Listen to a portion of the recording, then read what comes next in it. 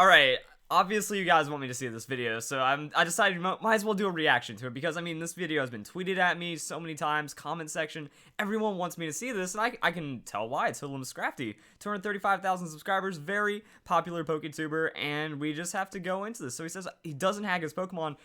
Now I know why everyone's tweeting it to me, because this is the perfect thing to help out my case and really justify it. So let's go and watch this video. So there's an issue I'd like to address. A lot of you seem to get the idea that I gen my Pokemon. I get comment after comment asking me, how do you gen your Pokemon? Judging from the way he's saying this, he obviously doesn't gen his Pokemon. This is absolutely disgusting behavior. I cannot. This is why I don't like it when people they get so serious about hacking. You know, when you think about it, it's like you start accusing people that are trying to do it correctly, and it just turns people away. It just turns people into hackers. How do you get your Pokemon for your real-life free-for-alls? Well, I'm gonna tell you, I don't gen my Pokemon. Genning is wrong. Only cheaters gen, and if you cheat, you should fucking kill yourself. Wow. To be honest. I gotta respect that. He says what I won't say. Man, that's just being real right there. Oh my goodness. All of these real-life free-for-alls you guys are seeing were recorded back in 2013, but over the past year, we just finally 2013. That's like right after X and Y and all those free-for-alls. I wonder, Yo, is Hoodlum Scrafty like working for Pokemon? Does he have that inside information to like do megas or something like that? Contrary Superior, that was way before 2013, or that was way after 2013. Oh man, not only see, he is such a legitimate player that even Pokemon has him on his side and helps him out with all this. That's amazing. Start getting our Pokemon prepared. Because there was 12 Pokemon in a real-life free-for-all, to get them custom made for how we like, we spent months getting all the correct EVs, IVs, getting the best egg moves, move tutor moves, non-stop grind just to be. Yeah, I know what that's about, that non-stop grind to get the right. And, like, as you can see, it takes a lot of time, and that's one of the biggest things that, you know, hackers be like, oh, I don't have these months to go and breed so many times. Or what about, you know, the GBA and all these other leagues and all these other channels that are playing Pokemon, you know? How are they able to go and put out new Pokemon almost consistently? And here we have it. Even 12 Pokemon. They got this. Of genning my Pokemon. Well, I'm going to show you how I get my Pokemon. First things first, we need to roll our Pokemon for the roulette. I'm going to go ahead and roll my Pokemon. I'm only going to show you an example of one, but usually I have the responsibility of getting 12 Pokemon prepared. There we go. So we have Bisharp. So let's pretend for a second that this isn't my Pokemon. So what I do is I tell my friends that rolled the Pokemon to go on Pokemon Showdown and customize it any way they like. Once they've chose their movesets, EV spreads, nature, it is then my duty to get. I'm not a top tier competitive player, but I think that might be just a little wrong on how you would build a Bisharp. But you know, what am I to say? Maybe this is something Hidden Power Steel. Yeah, that's actually this Bisharp might be above my level, honestly. This Pokemon exactly the way they requested. So they want a Defiant, Life Orb, Lonely Natured Bisharp that is shiny, named Chef, with the moves Brick Break, Dark Pulse, Hidden Power Steel, and Stealth Rock. I'm feeling quite confident about this one. I think it'll only take me about a week to get. And wow.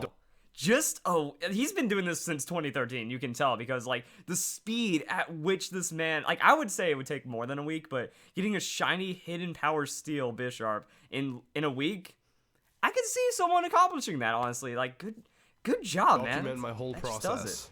So first things first, we need a Pawniard. Now I have a few options here. I can go in the GTS and see if anyone's offering one for a Pokemon that I already have. Wonder Trade and just hope that I get one magically. That could happen. Or I can ask my Twitter friends if they happen to have a Pawniard I could borrow for breeding purposes. So we're gonna go with option one. We're gonna go take a look at the GTS and see what people have to offer. Alright, so we're gonna click the Seek Pokemon button here. And oh wow, like not only is he defending like not hacking, he's also giving a tutorial. You know, he could just give proof about not hacking Pokemon, but okay, here we go. What we want is beginning with the letter P for Pawniard. See, hackers, it's not this hard. It's not that hard. Any level and gender doesn't matter because we're going to be breeding this bad boy. There we go. So the first option we have here is a Pawniard up for trade, and the person also wants a Pawniard in return. I mean, I guess he's just sexist because his Pawniard is female, and he wants a male Pawniard, so I'm assuming someone wants a Hitmonlee, Furfrou, a Darkrai. That's a really good trade. I mean, everyone has Darkrai's to give away on the GTS. That's how every single person has done it. That, you know, Darkrai's are just everywhere and they're so easy to get. So you hoard up a ton of Darkrai's, and that's how you start your breeding collection. it's good to see that we're getting all this information out there. Same with Reshiram. Good offer, man. I definitely will take your Pawniard for my Reshiram. So I'm gonna go ahead and trade away my Reshiram for this Pawniard because this is a true breeder right here, giving up those Pokemon just to keep the legitimacy alive. A fair trade. I definitely think that I'm getting the best out of this. So I definitely. Gotta do what you gotta do for views, man. You gotta do what you gotta do. Gotta do what you all for the views. Real talk, the Reshiram that is in a Premier Ball, that is totally perfectly legal. And now welcome my my Pawniard. So now that we have our Pawniard, you know, actually fuck this shit. This is way too much work for one Pokemon. No, it's not. So why are you back in Pokemon Showdown? Do this. Why would they wait?